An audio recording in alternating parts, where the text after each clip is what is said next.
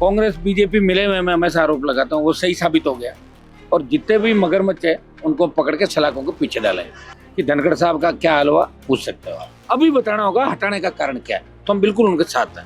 और हो भी जाएगा तो भजनलाल जी के नेतृत्व में कोई भी मंत्री बनेगा तो कैसे काम करेगा आप भी जान सकते हो। खूब सारे मंत्री बने हुए ना अभी। मुझे तो ठीक नहीं लग रहा, भजनलाल जी की भी दशा ठीक नहीं है और राजस्थान की भी ठीक नहीं लग रही। चंडीगढ़ करेंगे, मुंबई करेंगे, कल फिर तो खत्म ही हो जाएगा भाई, सिस्टम खत्म हो जाएगा। भजनलाल हटाओ, राजस्थान बचाओ। और सारे मंत्री कूद गए सामने। और ये जो गुटों में बंटे हुए अधिकारी है, चीफ सेक्रेटरी का अलग गुट है था, वो शायद कांग्रेस के नेताओं ने लीक किया था और वो तो था ही इसी लायक, उसको बहुत पहले भगाते इतना नुकसान नहीं होता। ये तो सारा सिस्टम ही लीक है। मुझे तो लग रहा है सरकार है ही नहीं, तो भजनलाल की सरकार को गिराएं। मैं आराम से नींद भी नहीं ले पा रहा हूँ भाई। मैं सीएम नहीं रहूंगा तो कम से कम लोग आरोप तो नहीं लगाएंगे। तो मेरा रहा उतने ही दिन बड़े नाम तो लिखा गया।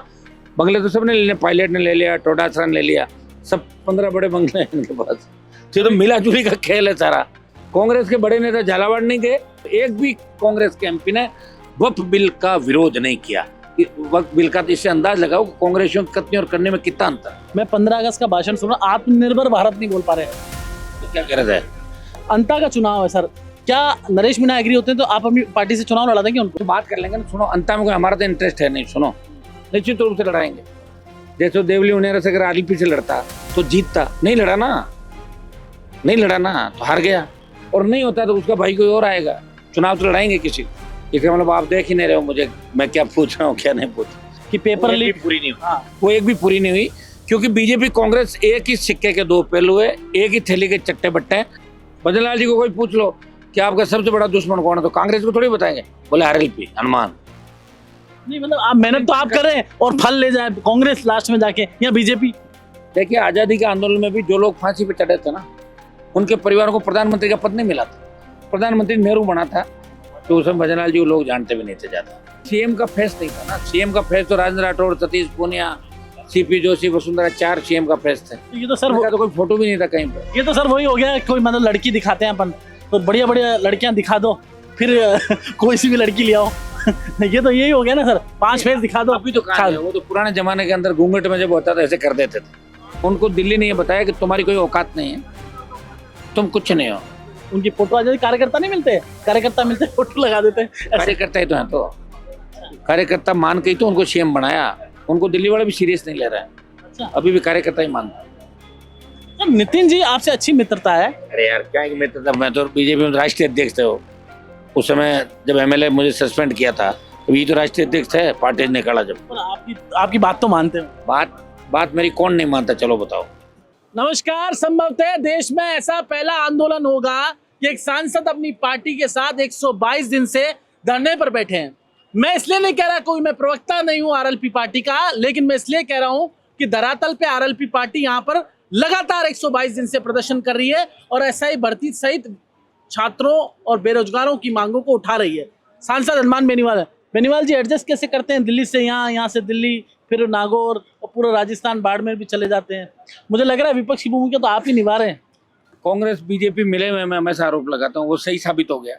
कि बीजेपी ने चुनाव से पहले जो बात कही कि हम अगर सरकार में आए तो ऐसा ही भर्ती रद्द करेंगे, आरपीएससी का पुनर्गठन और तमाम जो पेपर लीक की घटनाएं हुई उनकी सीबीआई जांच कराएंगे, रीट लेवल 1 की भी जांच सीबीआई से कराएंगे और जितने भी मगरमच्छ है उनको पकड़ के सलाखों को पीछे डालेंगे। बीजेपी सत्ता के अंदर आ गई, लेकिन सत्ता में आने के बाद आपने देखा होगा कि किस तरह के हालात राजस्थान में हो गए। जिस तरह भजनलाल जी के आसपास के अधिकारियों ने इनको घेर के और जिस तरह का भ्रष्टाचार का तांडव मचाया, ये हमारे आंदोलन का ही परिणाम है कि इनके आसपास की 70% गंदगी हमारे आंदोलन से सही हो गई, चली गई, हट गई। अभी भी 30% लोग सीएम के इर्द गिर्द ऐसे लोग हैं जो सिर्फ कानाफूसी करके अपना समय निकाल रहे हैं और लूट खसोट कर रहे हैं। मुख्यमंत्री को मैं आगाह कर रहा हूँ, उन लोगों को हटाए तब जाके कुछ कर पाएंगे, नहीं तो दिल्ली वाले मुख्यमंत्री को ही हटा देंगे खुद को ही। तो और पता इसलिए नहीं लगता कि धनखड़ साहब का क्या हाल हुआ पूछ सकते हो आप। धनखड़ साहब कहाँ गायब हो गए? धनखड़ साहब अपने घर के अंदर है। हम 7 दिन का उनको समय और दे रहे हैं। 1 महीने का हमने कहा था कि धनखड़ साहब 1 महीने में आप बता दें कि आपको जबरन हटाया या डरा के हटाया, कैसे हटाया, आपके साथ क्या हुआ बंद कमरे में। 1 महीने के अंदर अगर आप बात अपनी कह दो तो हम सब साथ हैं, दिल्ली को घेर लेंगे। किसान साथ है, हमारा समाज साथ है। अब 1 महीना पूरा हो गया, 7 दिन का टाइम और देना। धनखड़ साहब 7 दिन में बता दो। अब 7 दिन भी निकल जाए और 6 महीने बाद आप कहोगे कि मैं तो कांग्रेस का प्रचार करूंगा, मुझे हटाया बीजेपी का, तो फिर कोई नहीं मानेगा उन बातों को। अभी बताना होगा हटाने का कारण क्या है, तो हम बिल्कुल उनके साथ हैं। सर, राजस्थान में 1 साल से ये चल रहा है मंत्रिमंडल विस्तार विस्तार विस्तार, आपको क्या कहना है? अब उसमें तो उनका सीएम का और दिल्ली वालों को, हमें तो क्या कोई इंटरेस्ट नहीं, हमारा तो कोई विधायक भी नहीं है, न हमको सरकार के समर्थित वो दल है जो हमें चिंता करना, हमें क्या करना है इन बातों का। कोई विस्तार हो कि नहीं हो, और हो भी जाएगा तो भजनलाल जी के नेतृत्व में कोई भी मंत्री बनेगा तो कैसे काम करेगा, आप भी जान सकते हो। खूब सारे मंत्री बने हुए ना, अभी क्या नौ की तरह कर लिए मंत्री ने, बताओ मुझे। हालत तो कैसे हो रही है राजस्थान में। राजस्थान की स्थिति तो बिहार उत्तर प्रदेश से भी ज़्यादा बुरी स्थिति हो गई कि हर जगह हर वक्त गैंगवार से लेके सीएम को खुद को 5 बार धमकी मिल जाए, और कितनी बार तो हेलीकॉप्टर गलत तरीके से लैंड कर दिया इनके लोगों ने। क्या हो रहा बार बार बताओ, पता ही नहीं क्या हो रहा राजस्थान के अंदर। जब से भजनलाल जी आए हैं मुझे तो ठीक नहीं लग रहा, भजनलाल जी की भी दशा ठीक नहीं है और राजस्थान की भी ठीक नहीं लग रही। सर, जोधपुर में आप गए थे और जोधपुर में एक बच्चा को हिट एंड रन हुआ जिस दिन 15 अगस्त के दिन, वो भजनलाल जी के कार्यक्रम में जा रहा था, लेकिन भजनलाल जी उसके परिवार से नहीं मिले, वो रोते बिलखते रहे। आपको दर्द नहीं हुआ ऐसी तस्वीरें देख? कौन सा मामला? जोधपुर में एक छोटा बच्चा था, 15 अगस्त पे हिट एंड रन का मामला हुआ, 15 अगस्त के कार्यक्रम में जा हाँ हाँ बिल्कुल बिल्कुल बिल्कुल, वो मिले थे मेरे से परिवार, बाद में मिले। भजनलाल जी को उनसे मिलना चाहिए था, बहुत उम्मीद के साथ गए थे।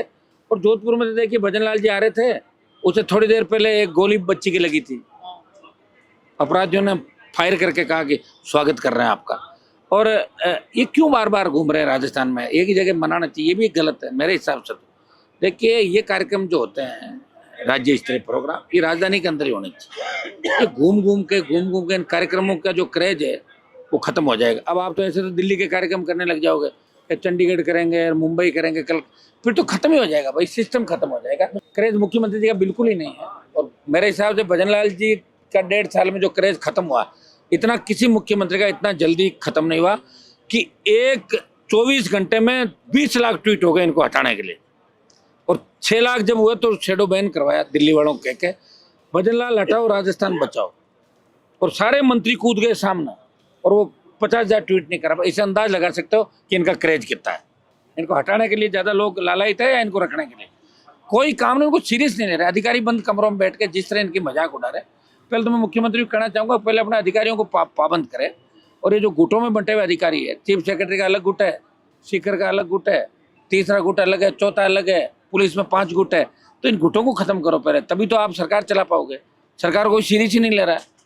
पिछली सरकार में पेपर लीक होते थे, यहाँ सूचनाएं लीक हो जाती है, कभी बीजेपी की सूची लीक हो जाती है। वो तो भजनलाल जी ने जो उसको धक्का दिया था गौरव को, वो बात लीक हुई थी। हाँ हाँ, वो मामला आया था, वो शायद कांग्रेस के नेताओं ने लीक किया था, और वो तो था ही इसी लायक। वो अच्छा किया उन्होंने, धक्का दिया, चांटा मारा, जो भी ऐसा कहते हैं लोग, कहते बेईमान तो था ही वो, उसको धक्का दे के भगाया था। उसको बहुत पहले भगाते तो इतना नुकसान नहीं होता।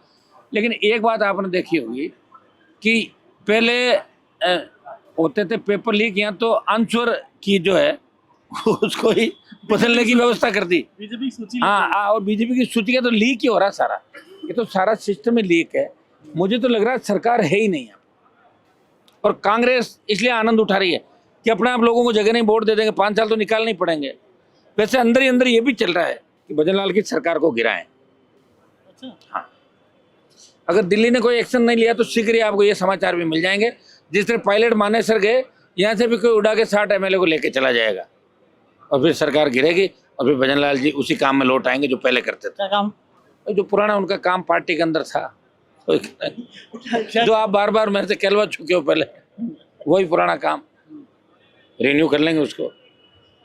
एक भजन का वीडियो वायरल हो रहा है, भजन कर रहे भजन गा रहे थे, जब लोगों ने बहुत नारे लगाए ना कि भजनलाल जी भजन करो, तो भजन करने लग गए।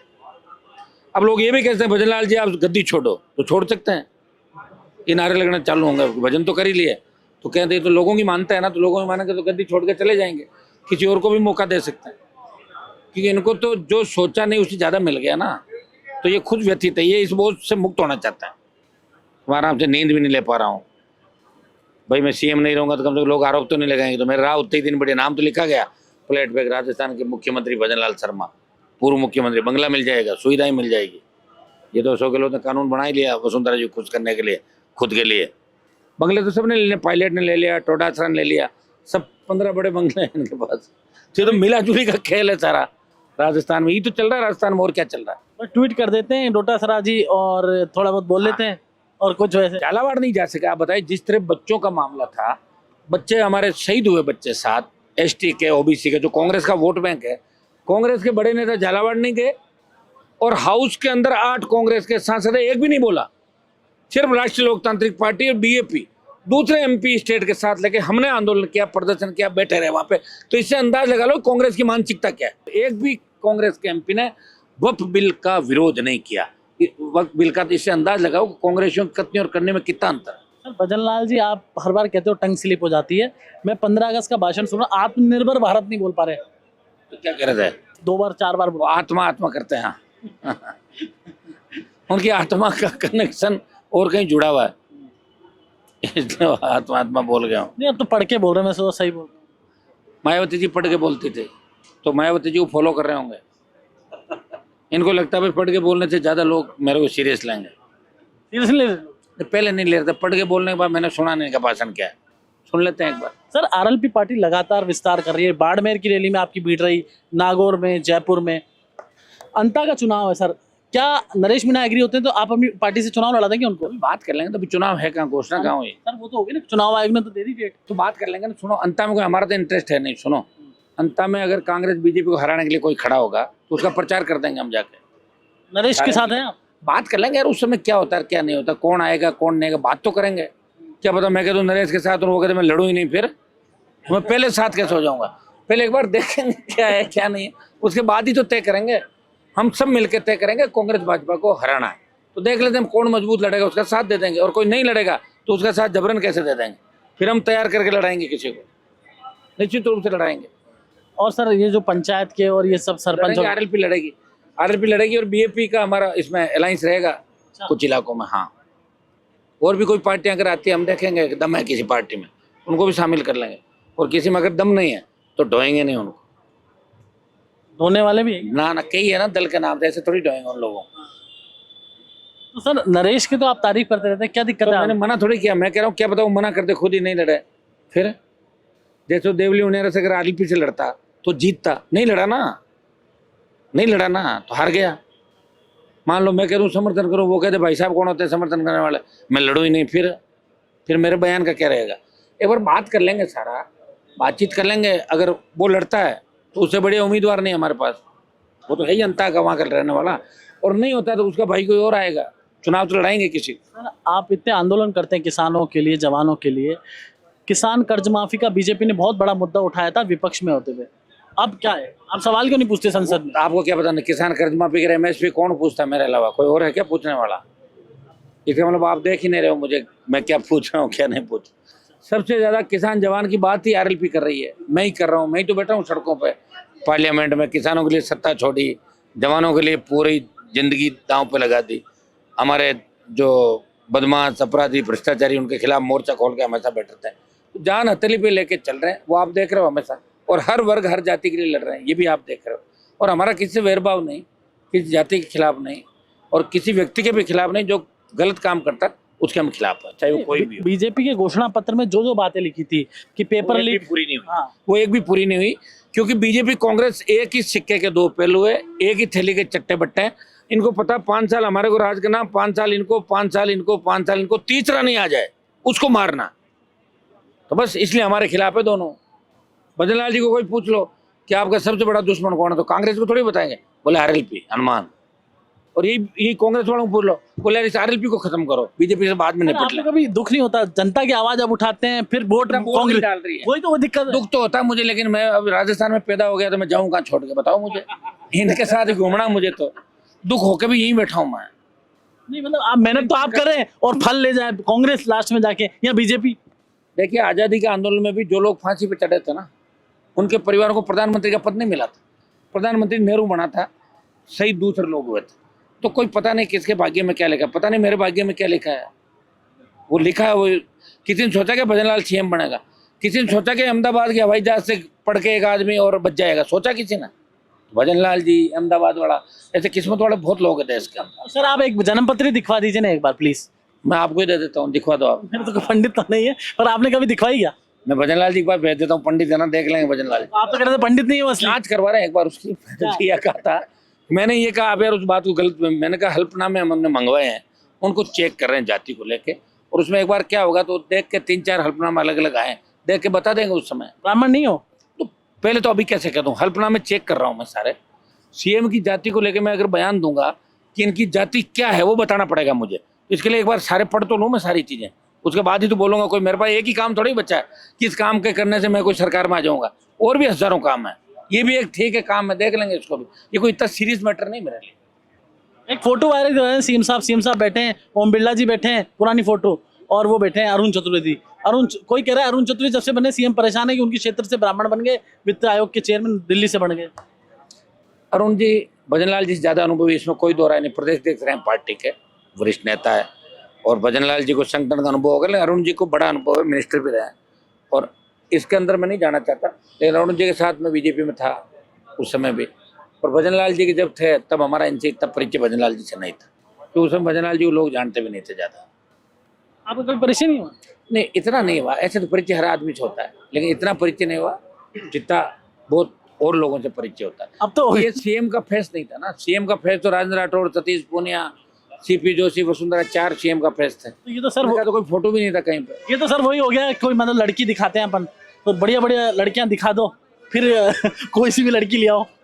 ये तो यही हो गया ना सर, 5 फेस दिखा दो। अभी तो कहाँ है, वो तो पुराने जमाने के अंदर घूंघट में जब होता था ऐसे कर देते थे लोग, ऐसे करते थे, सगाई करके आ जाते थे, तब किसी और को दिखाते थे और पीछे से कोई और शादी कर देते थे, फिर भी लोग निभाते थे, भाई हमारे बुजुर्गों ने कर दिया, हम निभाएंगे। पहले होता था। राजस्थान में ऐसा हो गया। अब इसका क्या बता सकता हूँ मैं, ये हुआ राजस्थान में कि जो सीएम के फेस थे उनको दिल्ली ने ये बताया कि तुम्हारी कोई औकात नहीं है, तुम कुछ नहीं हो। उन्हें दिल्ली वालों को ऐसा मुख्यमंत्री चाहिए था जो उनके चारों तरफ चक्कर लगाता है। अब बताओ, हर महीने में 10 बार दिल्ली जाना, हर समय जाना, हर बात परेशान रहना, हाँ तो गलत है ना। ये सीएम का बहुत बड़ा कैडर होता है, सीएम का मैसेज होता है। इनका क्या मैसेज, इनको खुद को ही नहीं पता, 15-15 मिनट मैसेज बदलता रहता है, गलत है तो सारा गलत ट्रैक पर राजस्थान जा रहा है, और इसका खामियाजा हम सबको उठाना पड़ेगा आने वाला समय। सर मिलते तो आप गडकरी जी से हो, आप भी फोटो आपकी भी आती है, लेकिन आपकी लिमिटेड आती है। वो तो जिस मुख्यमंत्री से मिलते हैं केंद्रीय, उनकी फोटो आ जाती है। कार्यकर्ता नहीं मिलते, कार्यकर्ता मिलते फोटो लगा देते हैं। कार्यकर्ता ही तो है, तो कार्यकर्ता मान के ही तो उनको सीएम बनाया, उनको दिल्ली वाले भी सीरियस नहीं ले रहे हैं। अच्छा, अभी भी कार्यकर्ता ही मानता है। नितिन जी आपसे अच्छी मित्रता है। अरे यार क्या है मित्रता, मैं तो बीजेपी में राष्ट्रीय अध्यक्ष थे। उस समय जब एमएलए मुझे सस्पेंड किया था तो ये तो राष्ट्रीय अध्यक्ष है, पार्टी ने निकाला जब। पर आपकी बात तो मानते हो। बात मेरी कौन नहीं मानता, चलो बताओ। मैं कोई मनवाना चाहूँ तभी तो मानूंगा। मैं सिर्फ लोगों के मुद्दे लेके जाता हूँ, सड़कों के और जाता हूँ सही मामलों में, सबकी मदद करते हैं, सारे लोग जाते हैं उनके पास। क्योंकि मैं राजस्थान से ज़्यादा जाता हूँ और उनसे मेरा कनेक्शन 2006, 7, 8 पुराना कनेक्शन है। मैं चला जाता हूँ, सुन लेते हूँ बात, सारे ही सुनते हैं। मैं मान लो किसी के पास जाना चाहूँ तो कौन मना करेगा मुझे, कोई फोटो खिंचाने के, और उसके लिए तो कोई मना नहीं करेगा कागज। मुझे पप्पू यादव भी कह रहे थे कि ये नितिन गडकरी जी अच्छे नेता है, एक बार उन्होंने मुझे इंटरव्यू में कहा। तो आपको भी लगता है कि बेटर टू ऑल? नहीं, मतलब सब लोग उनके पास जाते हैं, सब लोगों की बात सुनते हैं, और व्यवहार से भी अच्छे हैं, भले आदमी है, और लंबा अनुभव, राष्ट्रीय अध्यक्ष रहे पार्टी के, बहुत बड़ा उनका व्यक्तित्व है, निश्चित रूप से अच्छे नेता है, इसमें कोई दो राय नहीं। सारे विपक्ष भी उनकी तारीफ करता है, तो अच्छा व्यक्ति होता है, उसकी विपक्ष भी तारीफ करता है। ये थे हनुमान बेनीवाल, जिन्होंने कहा कि नितिन गडकरी अच्छे नेता हैं। दरअसल लगातार हनुमान बेनीवाल गडकरी जी के पास जा रहे हैं और गडकरी जी की उनकी समस्याएं सुन रहे हैं, रोडों की समस्याएं लेके जा रहे हैं। देखिए आरएलपी पार्टी एकमात्र पार्टी है जो विपक्ष की भूमिका निभा रही है। मैं बहुत दिनों से गौर कर रहा हूं कि राजस्थान में कांग्रेस पार्टी सिर्फ ट्वीट खेल रही है, सड़क पर नथिंग। नमस्कार।